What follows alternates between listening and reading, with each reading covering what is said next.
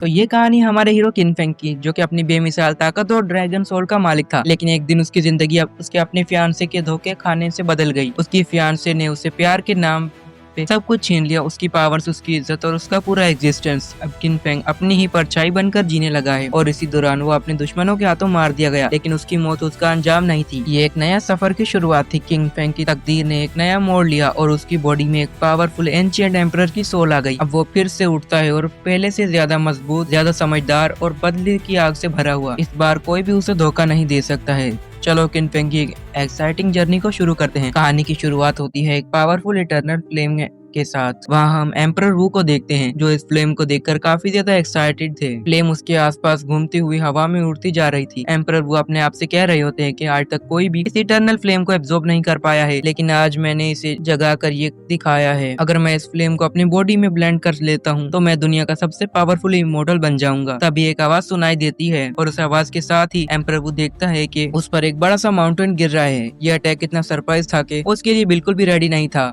और वो माउंटेन नीचे क्रश हो जाता है। और हम देखते हैं कि उस अटैकर को, जिसका नाम जाओ था, वो कह रहा था कि आज मैं तुम्हें मार के ये इटर्नल फ्लेम अपने नाम कर लूंगा। इस वक्त एम्परर वू खुद को संभालते हुए जाओ के सामने आता है और कह रहा होता है कि तुम तो मेरे सबसे अच्छे दोस्त थे, तुमसे मुझे ये उम्मीद नहीं थी। जाओ उसे जवाब देता है कि बेस्ट फ्रेंड, मेरे लिए दोस्ती का कोई मतलब नहीं है, मेरे लिए सबसे ज्यादा इम्पोर्टेंट चीज है पावर। फिर वो हवा में जंप मार के सीधा ही एम्परर वू पर अटैक करने के लिए चला जाता है। वो कह रहा था कि अगर मैं ये इटर्नल फ्लेम अपने पास कर लेता हूँ तो मैं दुनिया का सबसे बड़ा वॉरियर बन जाऊंगा। एम्परर वू के अटैक को डॉज करते हुए पीछे हट जाते हैं, लेकिन जाओ अपनी थंडर स्पीयर से दूसरा अटैक कर देता है। इटर्नल फ्लेम को अपनी बॉडी में ब्लेंड करते वक्त तुम काफी ज्यादा वीक हो गए थे और अब ये तुम्हें मारने का परफेक्ट मौका है। जाओ कह रहा होता है कि एम्परर वू हर अटैक को डॉज कर रहा था और फिर वो अपनी फायर पावर को रिलीज करते हुए फाइट बैक करना शुरू कर देता है। जाओ फिर कह रहा होता है कि तेरे जैसे कमीने के लिए इटर्नल फ्लेम कोई मायने नहीं है और फिर वो एक जोरदार अटैक करते हुए एम्परर वू को एक फ्लोटिंग रॉक पर पटक देता है। जाओ और ज्यादा गुस्सा हो जाता है और एक फ्लोटिंग रॉक उठाता है और एम्परर वू पे थ्रो करने के लिए, लेकिन एम्परर वू अपनी फायर पावर से उस चट्टान को तोड़ देते हैं और फिर वो सीधा ही जाओ पे अटैक करते हुए उसे एक चट्टान पर पटक देते हैं। फिर वो उसे घसीटते हुए जाओ की बहुत ज्यादा बुरी पिटाई लगाने लगते हैं। दोनों एक दूसरे पर लगातार अटैक करते हुए जमीन पर गिर जाते हैं। थोड़ी देर बाद जाओ जैसे तैसे उठता है और इटर्नल फ्लेम की तरफ बढ़ने लगता है। वो कह रहा था कि इटर्नल फ्लेम अब मेरी हो गई है। इस पर एम्परर वू कहने लगता है कि अगर आज मुझे मरना भी पड़ गया तो कोई बात नहीं है, लेकिन मैं ये फ्लेम तुम्हारे हाथ कभी नहीं जाने दूंगा। फिर वो अपनी पावर को एक्टिवेट करते हुए सेल्फ डिस्ट्रक्शन शुरू कर देता है। वहाँ एक खतरनाक स्पिरिचुअल एनर्जी रिलीज होती है और धीरे धीरे पूरा एरिया ब्लास्ट कर जाता है। इस तरीके से जाओ का सुप्रीम वॉरियर बनने का सपना सपना ही रह जाता है और वो एम्परर वू के साथ डिस्ट्रॉय हो जाता है। अब हम देखते हैं एम्परर वू की सोल फ्रेगमेंट। अब उसने अपनी सोल को दोबारा रीशेप करने के लिए कई साल लगाने वाले थे। सोल रियलम के 4 पार्ट्स में डिवाइडेड है, अर्थ, हेवन, ब्लैक और येलो। जैसे जैसे एम्परर वू हायर लेवल पर जाएगा वैसे वैसे उसकी सोल और स्किल्स भी तेज होती जाएगी। एम्परर वू कई सालों तक कल्टीवेशन करते हुए रियलम को अचीव करने की कोशिश करता है और फाइनली 10,000 साल के बाद उसकी सोल दोबारा से रीशेप हो जाती है।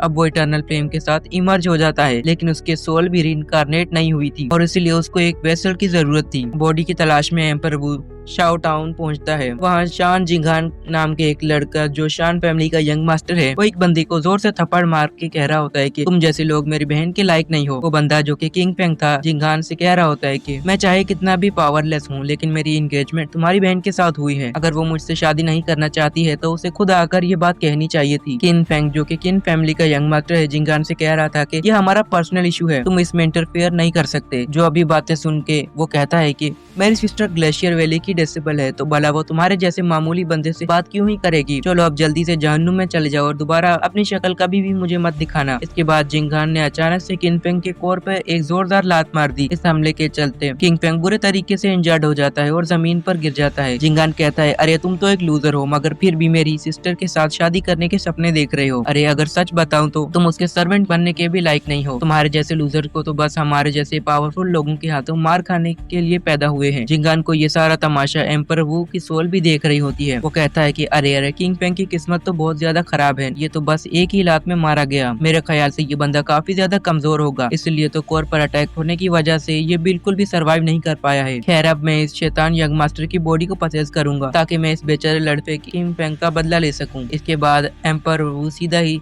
जिंगान की तरफ जंप लगा देता है। खुश होकर कहता है कि अब मेरी जिंदगी एकदम बेहतरीन तरीके से कटने वाली है। ये बंदा रिच फैमिली से बिलोंग करता है, इसीलिए तो ये इतना ज्यादा घमंडी है। वहीं पर जिंगान किंग पेंग को नीचे देखने के लिए उसके सामने फनी तरीके से डांस कर रहा होता है, लेकिन फिर भी वो अचानक से रुक जाता है क्योंकि किंग पेंग कोई भी मूवमेंट नहीं कर रहा होता है। इसलिए वो किंग पेंग को चेक करने चला गया था, जिसके चलते एम्परर वू का निशाना चूक जाता है और वो सीधा ही जमीन पर गिर जाते हैं। वो इरिटेट होकर कहता है कि ये यंग मास्टर तो एकदम सही टाइम पे साइड हट गया। खैर कोई बात नहीं, मेरी रईसों वाली और खूबसूरत जिंदगी मेरा इंतजार कर रही है। मगर जैसे ही वो जिंगान पर कूदा, जिंगान उस वक्त नीचे बैठ गया, जिसके चलते एम्परर वो एक बार फिर से पटक गया। वहीं पर जिंगान कंफ्यूज हो जाता है कि किंग पेंग आखिर उठ क्यों नहीं रहा है, तो उसके गोल गोल चक्कर काटते हुए वो चेक करने लगा है कि कहीं ये बंदा मर तो नहीं चुका है। इसके चलते एक बार वो फिर से जमीन पर पटक दिया जाता है। उसने जिंगान की बॉडी में जाने की ढेर सारी कोशिशें की थी, लेकिन वो हर बार इधर उधर गोटे खाने लगा। तो वो कह रहा होता है कि शायद, तो वो कहने लगता है कि शायद इस बंदे को एक जगह ना रुकने की बीमारी है। मैं ना जाने कब से इसकी बॉडी में जाने की कोशिश कर रहा हूँ, लेकिन ये है कि एक जगह रुकने का नाम ही नहीं ले रहा है। वैसे भी अब मेरी सोल थोड़ी देर में डिस्ट्रॉय हो जाएगी, तो मुझे जल्दी से जल्दी इसकी बॉडी पर कब्जा करना पड़ेगा। अब वो सीधा ही वहाँ से छत पर चला गया था। वो कह रहा था कि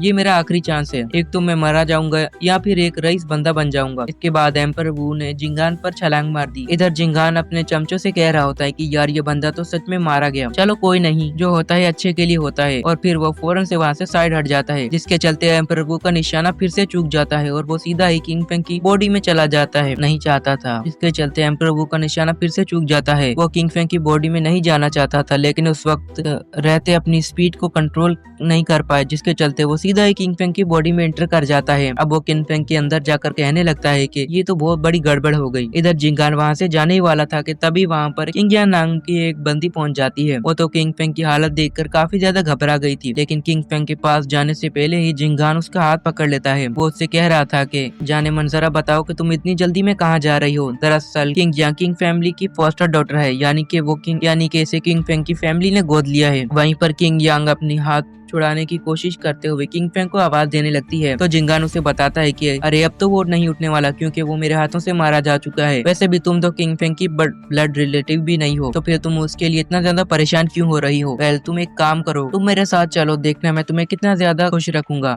इधर किंग पेंग ने अपनी आंखें खोल दी। एम्परर वू अब किंग पेंग की बॉडी में रीइंकार्नेट हो चुका था। इधर जिंगान को उस पर जरा भी ध्यान नहीं था और वो किंग पेंग से कह रहा था कि अगर तुम मुझे एक चुम्मी दोगी तो मैं शायद तुम्हें छोड़ दूंगा, लेकिन किंग यांग ने अपना हाथ जैसे तैसे छुड़ा कर वो पीछे हट गई। वहीं पर जिंगान अपनी आंखें बंद कर सीधा ही उसके पास चला गया, लेकिन बीच में आ जाता है किंग पेंग। तो जिंगान ने बड़े ही प्यार से उसके पेट को चुम्मी ली, लेकिन फिर भी यह बंदा अपनी आंखें खोलने के लिए तैयार नहीं था। वो कह रहा था कि मेरी जान, तुम्हारा नाजुक सा चेहरा इतना ज्यादा रफ क्यों लग रहा है। जिसके बाद जिंगान देखता है कि किंग पेंग उसे गुस्से में घूरे जा रहा है। किंग पेंग को दोबारा से जिंदा होता हुआ देखकर काफी ज्यादा डर जाता है और डरते हुए कहता है कि आखिरकार यहाँ हो क्या रहा है, तुम तो मेरी एक ही लात में मारे गए न, फिर तुम दोबारा से जिंदा कैसे हो गए। उस वक्त किंग पेंग जिंगान का मुंह पकड़कर उसे हवा में उठाता है और एक जोरदार पंच हिट कर देता है। ये पंच खाने के बाद जिंगान हवा में उछल जाता है, लेकिन इससे पहले कि वो नीचे पहुंच पाता, किंग पेंग ने उसके ऊपर एक और पंच हिट कर दिया था। अब किंग पेंग की बॉडी पर एम्परर वू का कब्जा था। वो जिंगान से कह रहा था कि कमीने, तेरी वजह से मुझे क्लोजर की बॉडी मिल गई है, अब मुझे जिंदगी भर इसी में रहना पड़ेगा। अब देख इसके लिए मैं तुझे कैसे पनिश करता हूँ। अब एम्परर वू